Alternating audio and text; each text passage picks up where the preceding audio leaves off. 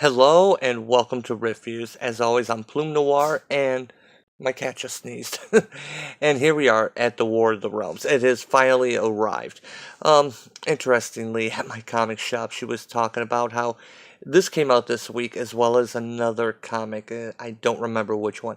Maybe Doctor Strange. And it said, War of the Realms in 1 week. And some customer had already complained that Marvel had screwed up and the timing on that, and he was really upset about it. So, just thought I'd share that little thing there. Um, yeah, this is a busy cover. Um, Even with I love Art Adams, and yeah, there's an awful lot going on in this cover. I think he had some help on this though. It doesn't look like pretty much pure Art Adams. Um, and oh, that's just another ad. Yeah, this issue costs, how much was this? $4. No, I'm sorry, $6. Yeah, wow. Um, it's I really hate the prices that have been going on right now. I just paid $10 last week for Detective Comics. I'm sorry. Yeah, Detective Comics 1000. I haven't read it yet. And here we have the big event going on, and it's $6, which wouldn't be so bad if they didn't have so many damn spin-offs. One other thing, the comic book, they had a little freebie thing here that the owner pulled out for me. It's actually a little calendar. Yeah, you see, you got the months here, and like, let's see, April. I think I already have it. Yeah, April 4th, you do it like that, and spin that to what day it is. So, tomorrow, April 5th, and yeah, I don't know what I'm going to do with this. As far as like gimme things, it's giveaway things. It's kind of neat. Whatever, it flies pretty well. Um, as for the issue itself, yeah, I'm going to be honest. I really haven't been following Thor for quite a while. Um, I was a huge fan of the Simonson run, but we're going back decades at this point. So, um, I really haven't been following much, and it looks like Jane Foster's alive again. I kind of checked in with that book, picked it up here and there, and um, mostly because I like the design of Jane Foster's Thor outfit. I thought that was a good design. For all the other problems people had with the character, I didn't really care. They did some bad panels, but that's going back in the past. I'm going off topic because uh, I'm quite underwhelmed by this. It's a meaty book. I'll give it that. Um, and it's a fair opening. As someone who hasn't really been following up on what's been going on, I knew that Asgard had fallen. I knew that from basically reading Avengers. Um, I didn't quite know so much about what's going on. I didn't know Thor had a talking dog called Story. Comics, right? So yeah, it starts off. It's a pretty decent opening. Um, we get the map, kind of just a quick little history, bring people up to speed. This is written by Jason Aaron, which is kind of weird. It's been the problem I've had with his Avengers book. You could tell it was just kind of killing time for something until something happened. So, and yeah, we got the vampire story that we know is just going to come to a quick end, so they can dive right into War of the Realms. And yeah, the thing about this book you will find is it seems like every few pages they have an ad for another War of the Realms tie-in. And it is pretty confusing. Does this have a list? No, it doesn't.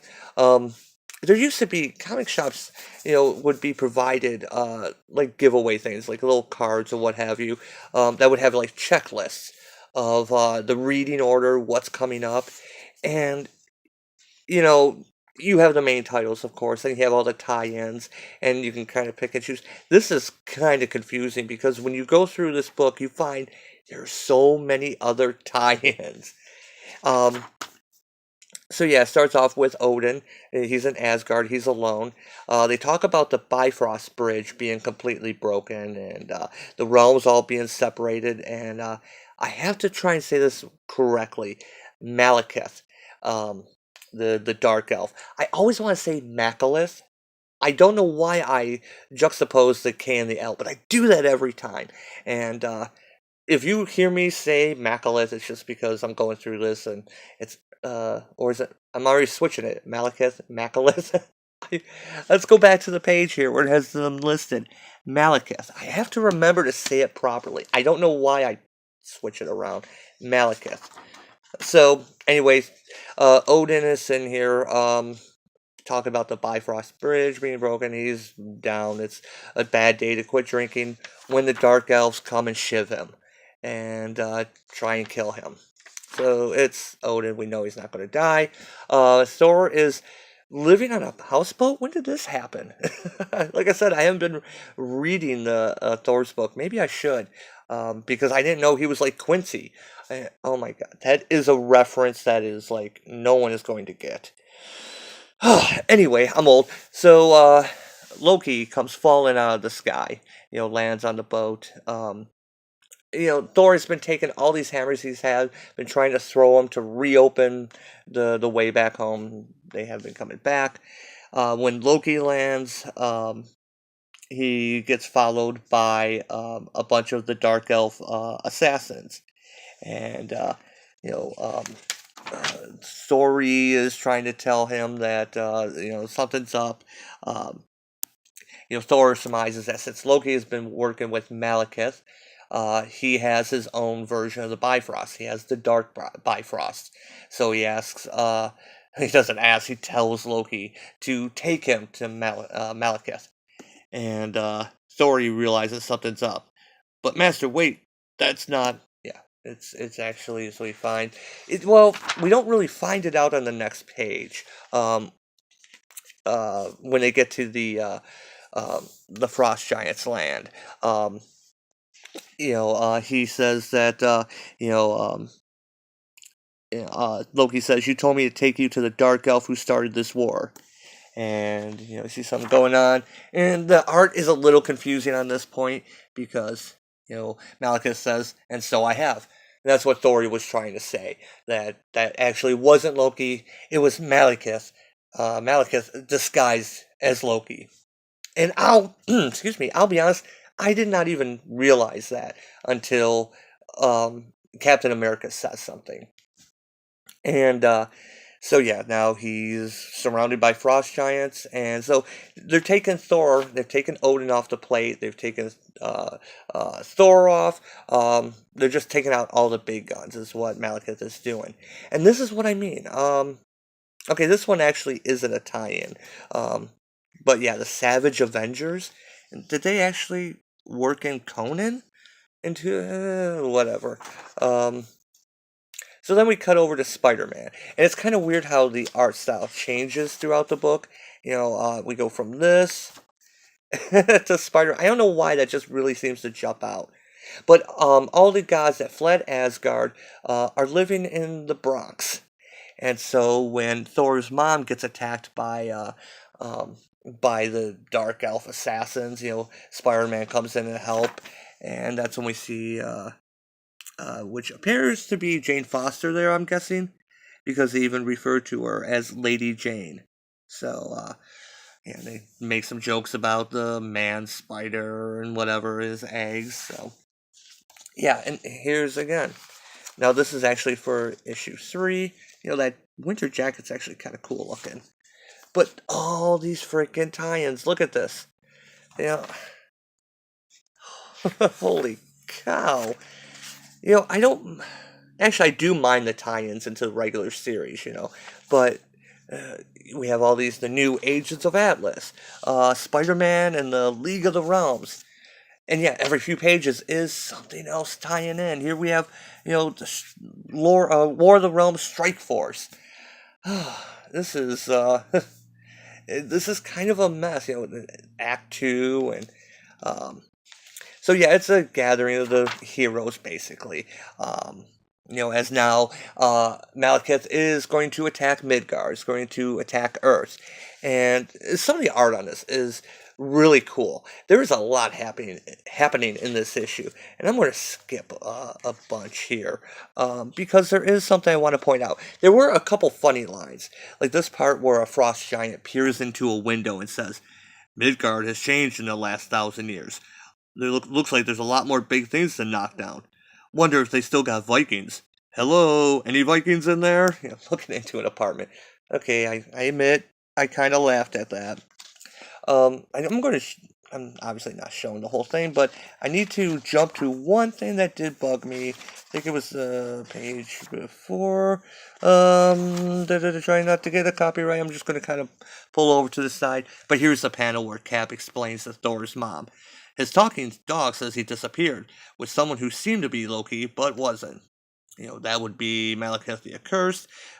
These are his Dark Elf soldiers, the most brutal butchers. Yeah, there's a scene earlier when Spider-Man meets up with her and he makes the LARPing jokes and refers to them as elves, and kind of wondered how he knew they were elves. They don't really look too elven to me. Let me just pull aside for 1 minute, because there is one thing I want to point out that kind of bugged me. Here it is. I just didn't go far enough. Now, I understand there's a lot going on. So we have Doctor Strange. Um, Generally, I'm fine with letting you two schmucks mystically murder each other's faces all the livelong day. When did Doctor Strange talk like that? He and Daredevil and everyone seems to talk pretty much the same. Um, but it appears you brought a war along with you, and we're already full up with those here. So I'm going to have to ask you both to please leave this dimensional plane. Yeah, I know technically that is a version of plane, but it's a homonym for the one you want to use, Plane. Okay, I was just talking about the guy at the shop who complained about the next week was actually coming out this week. So maybe I'm kind of being a little hypocrite, but come on, still, we're still going to do these typos in here? Really? Come on, editorial. This is your big thing. This is a $6 book. It is crammed with stuff. Um, there's so much going on. I understand, but come on, proofread, people. Come on. You have the script in hand. I understand that plane didn't have a little red squiggly line, did not mean it was okay. So, anyway, so here we are, War of the Realms. This is what they've been talking about for months and months and months. And so, yeah, I kind of went through this, kind of give it a little showing. What did I think of this book? It's it's okay. I kind of have this weird thing right now where I am just not pulled into it. I can look at this objectively and say, okay, yeah, they give the story, they bring people up to speed, they give you what you need to know. It's not really too much of a deep story. Malekith he's taken down the other 9 realms, and Midgard is next. Um, don't really know what his motivation is, other than maybe he's just a psycho dark elf.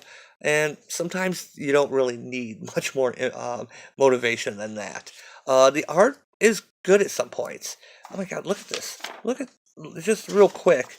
Um, when we have the cover artist here, and then we have all the variant cover artists.